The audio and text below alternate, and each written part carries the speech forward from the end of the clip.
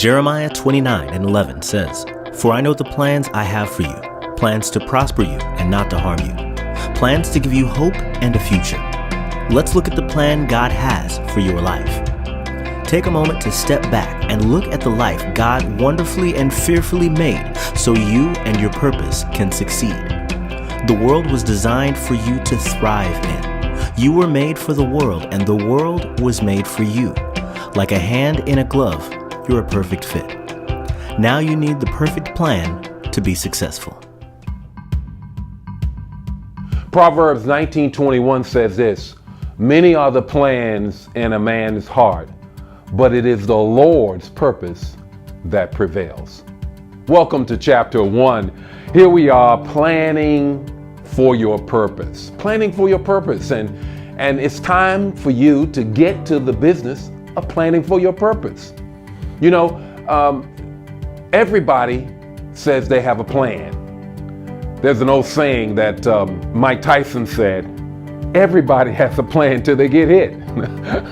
Everybody has a plan until they get hit. Until you get into life, you have a plan. But you've got to plan purposely. Bishop, how do I do it? Well, hopefully you've done your devotion and now you're ready to get this part of it. And let me help you with it. You've got to be intentional. Ask yourself some questions. One is, what are you good at? What are you passionate about? What would you like to try? What would you like to do? Ask yourself those questions and then that will help you put together a plan. Gideon was like this.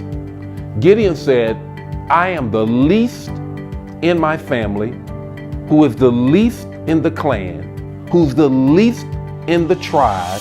That's the least tribe of all of Israel." But yet, God had a plan for Gideon. And we know what God did in his life. God has a plan for you. So no matter how you feel about your life, God will bring you to an expected end.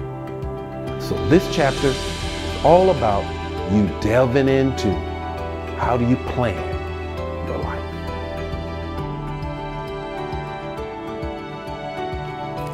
The plans God has for you is the roadmap and GPS He'll use to get you to your purpose.